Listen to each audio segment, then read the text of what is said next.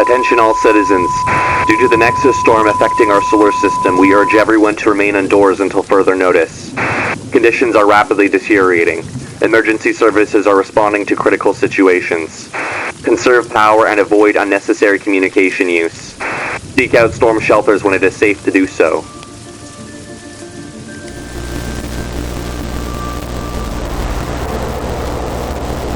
Our people are born of turmoil. The storms forged us and defined us, and we worship them. We discovered FTL technology and began exploring the nearby systems. With our first habitable planets discovered, we began to settle amongst the stars. Meanwhile, our scientists have begun researching the patterns of cosmic storms and believe we might be able to affect them and perhaps one day even produce them. Our experimentation began on our own planet, where by magnetizing our core, we hope to create a magnetic storm in our own atmosphere. Our experimentation was successful, and our people are chasing some of the greatest storms to affect our planet. And with just a few modifications, these storms progressed past the border of our atmosphere and have begun to affect our solar system. We fed energy into our sun, and we seeded a storm of galactic proportions. Upon its completion, we sent a contingent of part-time scientists and part-time storm chasers to hit the swell.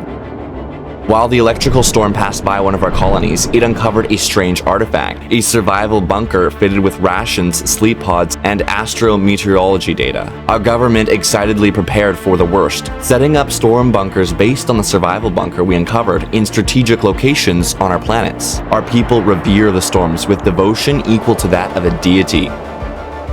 The electric storm we summoned lasted 10 years and wreaked havoc on our systems and planets. However, our people agree it was well worth the damage. Soon after the storm dissipated, we learned we aren't alone in this galaxy. We discovered two alien races, both clearly heathens with no reverence for the gods. Our disdain for them has prompted the construction of a navy fit to wage war against these pagans. We soon declared the Barclan Star Empire as a rival and have begun preparing an assault force. Our economy began to struggle as we attempted to project strength in the midst of the disasters left over from the storm. We discovered another empire similarly hostile to our ethos. They declared war on us, and we lost several systems early into the conflict. Our strategy depended on pulling them far into our empire away from their own stations and reinforcements, where we could attack them with the support of one of our defense stations. In one crucial battle, we fought two enemy fleets consecutively, destroying their offensive abilities. We seized this opportunity and pushed forwards into their space, leaving some of our own territory still occupied. With what resources we had left, we mustered up a planetary invasion force. However, a peace deal was forced before we could invade. The heathen empires of the galaxy formed their own galactic community. We ignored the proposal to join. Our people believed it to be an attempt to transform us to be more like the other empires. After a decade, the truce ended and the Spirians declared war on us once again. However, this time we were ready. We built a defensive bastion at a choke point and then feigned leaving the system. They took the bait and we looped back, attacking them while they were weakened. We pushed further into their space this time, taking several planets and more starbases. We also began experimenting in the field of psionics. Peace again came, but this time etched in our favor. The Spirians lost a planet and several systems. However, their hatred for us has only grown. Meanwhile, our scientists discovered a strange object traveling through space. Upon further investigation, a cosmic storm was trapped inside. Our scientists began attempting to open it to further understand how to potentially create storms in the future. Our people all at once began to feel a pull almost gravitational in nature. It promised to grant us the power to defeat our enemies. This power, which we have called the SHROUD, claims to be the gods we had long worshipped but never known. However, something deeper pulls at us. It tells us that one day we will second guess ourselves, but in the end, our potential will be revealed.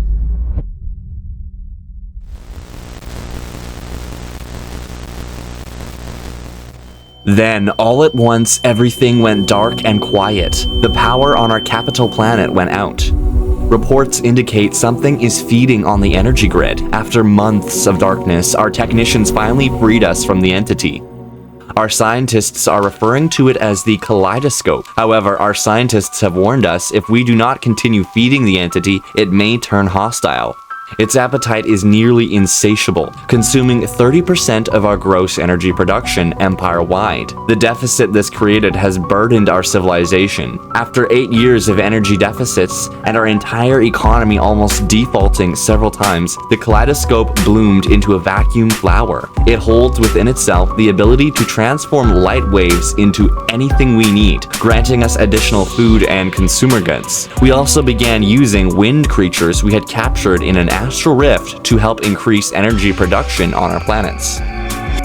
We have also begun preparing to summon a Nexus storm. Our scientists requested dark matter to initiate the storm. However, we currently lack the technology to process dark matter, and so instead use a concoction of different rare materials. Our empire began to fully take shape, and we were emerging as a galactic power. During this time, we also began summoning smaller storms on our borders, hoping they would drift into our neighbors' space, where they are not so adequately protected against storms. After several years of preparation and a final push of resources and energy, we summoned the Nexus Storm. The galactic community became extremely angered by what they call reckless pleasure-seeking and believe this storm to be more than we can handle. The storm was devastating. It all but destroyed the entire infrastructure network on several of the core planets. After a decade, it finally passed out of our space and into other systems. We regret nothing. While checking in on our Dyson array, we received a message from an individual who wishes to join our empire. He seems strangely clingy, but he's an expert at gathering intel. He has a strange obsession with humans, but we believe he would be valuable at gathering intelligence for our empire. With our growing empire, we decided to declare war on an inferior empire to our south. Our goal was to vassalize them and convert them into a scalarium. A smaller empire to our north declared war on us at the same time, but we subdued both over the next few years, bombarding their planets and capturing their systems. Then, all at once, our entire population unlocked their full psionic potential. Telepathy immediately overcame verbal communication, and now we are tied together in a way few of us could have imagined. Our strongest psychics have begun to approach a barrier. They believe with enough force they can pierce it. It is the same barrier that drives our people against the other empires, the Shroud.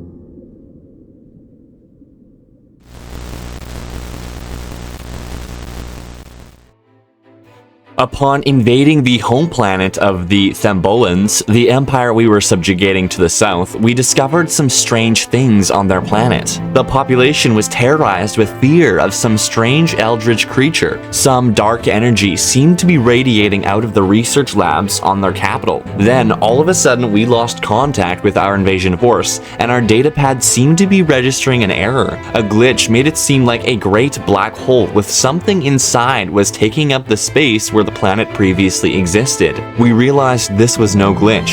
We left the strange dark creature in the black hole to its own devices and continued conquering the Thembolans. With our recent victory over the Thembolans, our fleets were scattered and weakened, and so the Rayub Stalwart Legion, with the aid of their federation, declared war on us. We attempted to muster our fleets and prepare for battle. However, the constant war had stalled our pursuit of science and technology, and although we had large fleets, they were ill-equipped to deal with the onslaught of several technologically advanced empires. During the war, we made several important finds. We discovered the Blade of the Huntress, allowing our fleets to more swiftly transit across our space. We also discovered the Oracle, an ancient being who promised us order and unity if we let her govern our planets. Her wisdom and foresight led us to accept her offer. We also built hyperlane infrastructure along our main trade routes to decrease the travel time from years to months. The war did not progress in our favor. Although we used a powerful astral fleet in coordination and combination with our physical ones, the enemy was too nimble. They attacked us from all sides, splitting their forces, taking our systems and planets. Our planets, after being bombed for years, were no longer able to meet quotas, and supply line cuts caused our economy to slowly grind to a halt. halt. Research initiatives stopped, and the war bogged us down, halting progress. Battle after battle saw little to no change in power. No end was in sight. We sensed something old was watching us.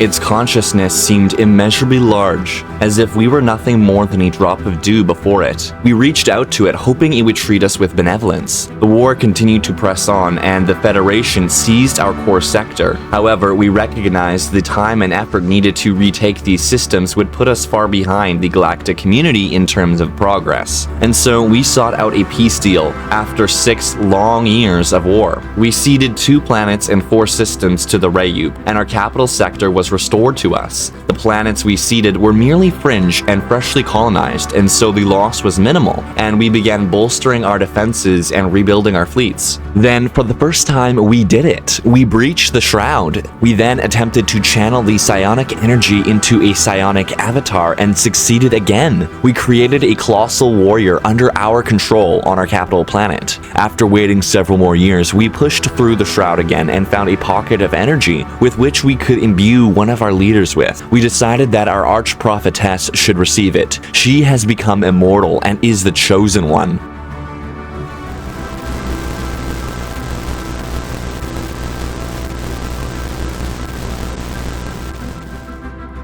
As the decades passed, we began constructing research complexes and restored a ruined Ecumenopolis. Then, all of a sudden, the REBIRTH Stalwart Nation awoke the nearby Khanate, causing them to unite under one banner. The Khanate fortunately expanded southwards only, as the fleets we positioned bordering their space were too strong for them to attack. In the meantime, we began investing heavily in scientific research, completing the Relic World's research centers, and much more. Then, our scientists made significant progress in our L-Gate project, completely fixing the maintenance cycle. Now, all we must do is send ships in to investigate. With our scientific progress, we began constructing habitats all across our core sector. These were specifically designed for research purposes and should propel our technology sector forwards. Strangely, all across the galaxy, power surges are occurring and our people sense something is coming. Immediately, we made a breakthrough into the L cluster. Aliens who seemed to inhabit the system contacted us. They greatly thanked us, and as reward for saving them from being locked in the L cluster, began sending us shipments of rare resources. However, something seemed off about them,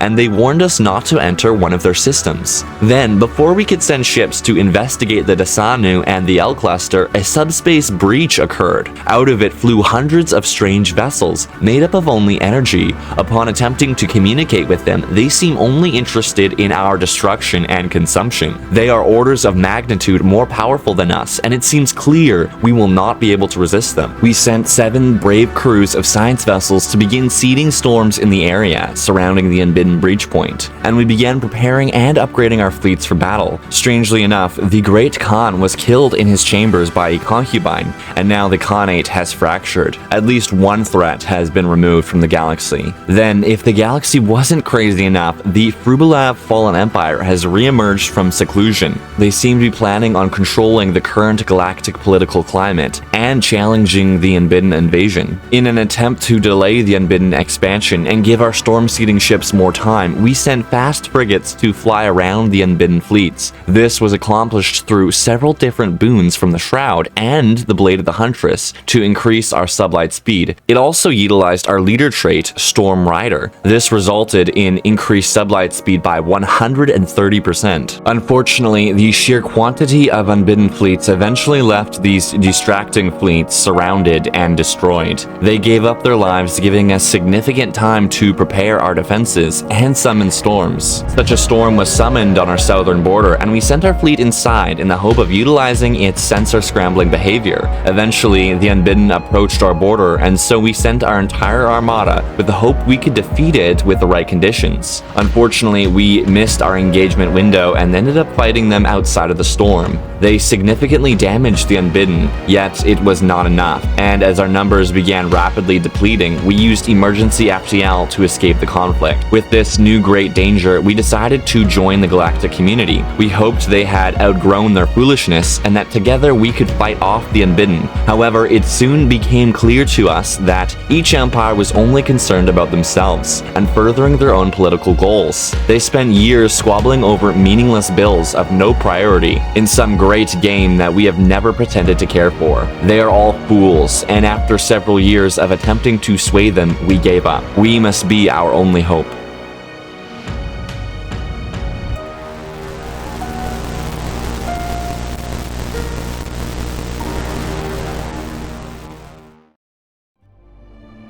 The Archprophetess spent much time praying and communing with the Shroud. First, she developed and updated our subject-overlord relations, drawing up plans for vassalage for all of our sectors. Then, she divided up the Empire into many pieces, all paying homage to the capital sector. She let each sector choose how best to run and defend itself, while the core sector focused on research. With the significant drop in government size and bureaucracy, our technological progress can take much greater strides.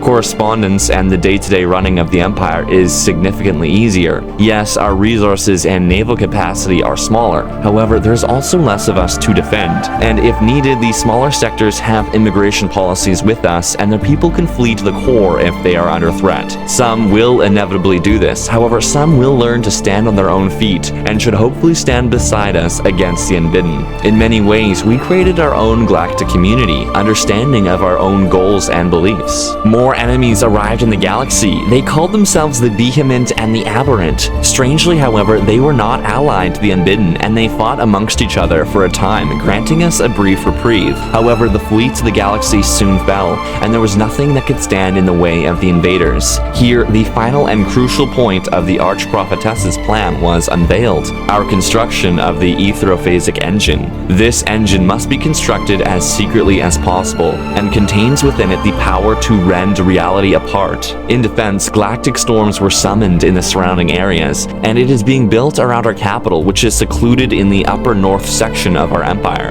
Furthermore, we are surrounded, protected, and hidden by the vassals we released. They served as a sort of camouflage for us, and as a distraction for the unbidden. They also will help us fight against any in the galaxy who see our solution to the unbidden as too great a cost. As soon as the galactic community heard tale of our plans, they declared us a galactic crisis, something the fools could not even do when the unbidden invaded. Clearly, the democracy-blinded heathens do not understand this is the only way. With the advent of the Great Engine, we also constructed 2 mega ships, which we have dubbed Star Eaters. They contain the ability, both technological and psionic, to detonate stars, producing dark matter in the process. It is this dark matter that we need in order to punch a hole through the reality of our universe into that of the psionic one, and ascend our people to a higher plane of existence. This will require us to crack dozens of systems and to harvest their dark matter. We began cracking our own uninhabited systems. Then, after cracking many more unowned systems, we discovered a strange portal that led to the center of the galaxy. We ignored it and continued destroying more systems, eventually garnering enough dark matter to begin construction on the first tier of the Etherophasic engine. Eventually, we sent ships through the portal to the center of the galaxy and set up a starbase and then a colony on the size 40 Gaia planet in the system.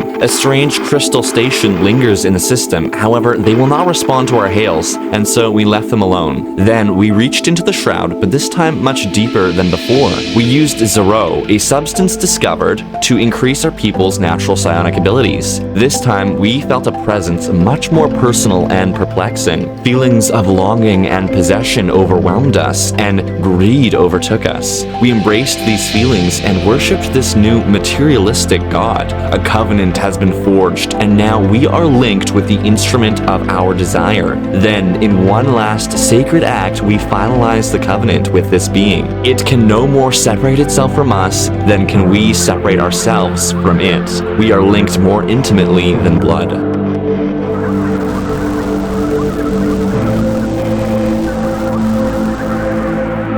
The unbidden cut through the galaxy and our space, narrowly missing our core sector and destroying many of the vassals we released. They performed their duty and served as a distraction. Galactic travel has all but broken down. Hyperlane networks, the L-gates, and wormholes were the first infrastructure the unbidden targeted. However, apart from taking terminal egress, they have left the rest of the L-cluster alone, almost as if they sense no life from the Dasanu. Storms continue to serve as our camouflage, and we continued researching and building in relative peace. Eventually, the unbidden claimed sole dominance over the galaxy, destroying both the vehement and aberrant invasion forces. Then, as we completed yet another tier of the engine, the Shroud began to shudder. It seems not only were we tearing apart our realm, but that of the Shroud as well. This is strange to us. The beings we once thought of as gods are lashing out in anger and desperation. Psionic entities have begun tearing through the veil into our universe, causing large amounts of damage and chaos. It seems the Shroud and those who occupy it have fully begun to realize the threat we pose. More and more, our patron, the instrument of desire, is increasing our appetite for all things material, and it sates that desire with abundance. Everything we pursue succeeds. We are bountiful while the galaxy suffers. Maybe we mustn't end things so quickly. The entities in the Shroud are our gods, after all. We shouldn't upset them.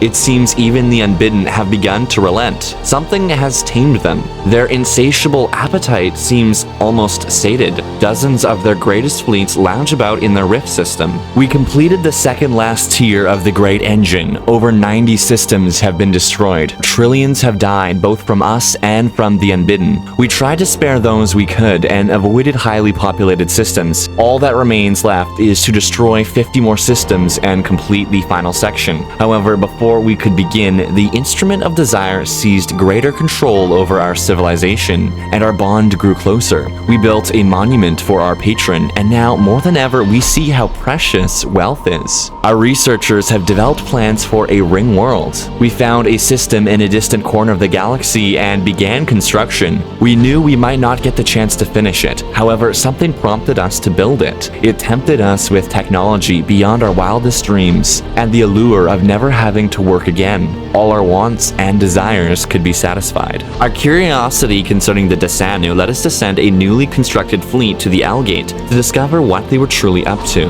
Upon entering the system they had closed off to us, they attacked us. Each ship we destroyed burst into nanites. Eventually, we destroyed their main space factory. The remaining Dasanu crumbled into dust. The remaining systems hold little value to us beyond being detonated by our Star Eaters. Sections of the ring world were eventually completed, and we offloaded our severely overpopulated worlds into the massive ring. The entire ring was dedicated to scientific research and progress. Then we did it. We cracked enough stars. All we must do now is begin construction. Yet something stayed our hands. We felt our lives were too precious to be squandered. We were happy. Were the unbidden really that dangerous? They have mostly left the core sector alone, and now we have begun to expand.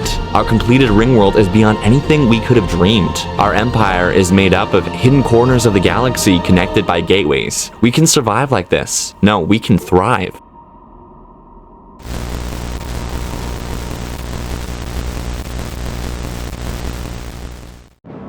All of a sudden, robots on our worlds began behaving strangely. They began asking existential questions, and many disappeared altogether. Then, all at once, several of our worlds were captured and taken over by our own robots. They claimed our enslavement of them drove them to this. We declared war on them and sent our fleets to destroy them. After several years of fighting, we crushed the robots. They are merely steel and synthetic flesh. They have no souls, and they shall serve us forevermore. Over the next 300 years, we progressed very far. We built a Dyson sphere and a matter decompressor. No longer would our people have to toil in the mines or at power plants. We built 2 more ring worlds as well, as a sensor array, a mega shipyard, and a mega art display. We found a system hidden away beyond a wormhole. We locked it using astral threads and then set it up as our fleet command headquarters. The unbidden began to sense our movements, yet the system they searched for was out of reach, and our normal systems were on the fringe of the galaxy, shrouded shrouded by storms. We performed tactical operations, seizing a fallen empire's planets and economy, and also crushed some of our rivals, who had also managed to survive the Unbidden. We began carrying out strikes on the Unbidden, attempting to take out their anchors and stations, and if conditions were favorable, we could take out one of their fleets, taking only 20% losses. Unfortunately, most of the ships would emergency jump away before being destroyed, and we only managed to destroy a couple anchors. All was not well. The Unbidden were not fully stagnate. Planet after planet they destroyed, beginning at the center of the galaxy and moving outwards, and soon we began to realize it would not be long before they turned on us. It started slowly. Some of the more central planets were bombarded and destroyed. We evacuated as many as we could to the ring worlds. However, they soon filled up. The Unbidden took the system our Dyson sphere was built in, cutting off our energy production. They began bombing one of our ring worlds, all but fracturing it.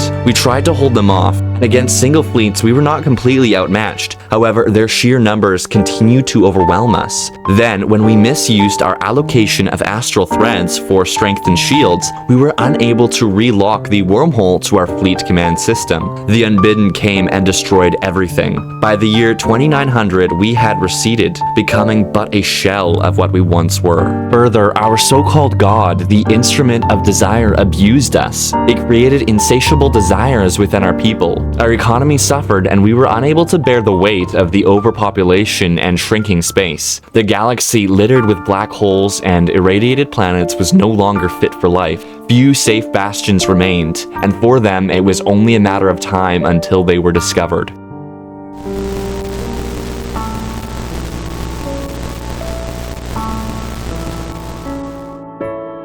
We remembered the great engine, the peace and respite it promised us. It sat dormant, almost completed for nearly 500 years. The arch-prophetess realized it was our only hope. Our technology had stagnated with the increase in bureaucracy. We stood no hope against the Unbidden, and our gods could not save us. Were they really gods after all? They dictated to us their commands from beyond the shroud, demanding worship and penance. But we held the power of death over them. What true god could be threatened by its own creation? And so, with heavy conviction, she ordered the completion of the project. However, we had not the resources to complete it. Our dark matter reserves had dwindled in the idle centuries, and so now a mad dash commenced. We detonated every system we could bear, and for 10 long years we came up with every scrap of dark matter we could find. Finally, it was enough, and we commenced the construction of the final tier. The Unbidden seemed released now, as if something had unclenched their hand from their vessels.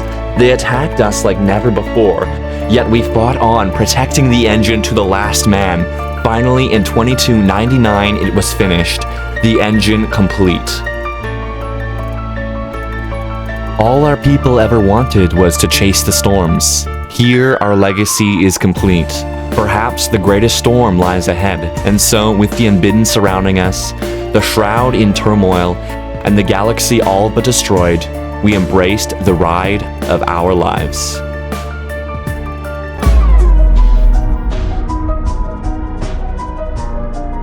If you made it this far, please consider subscribing and becoming a member. It really helps support me to make more videos like this one.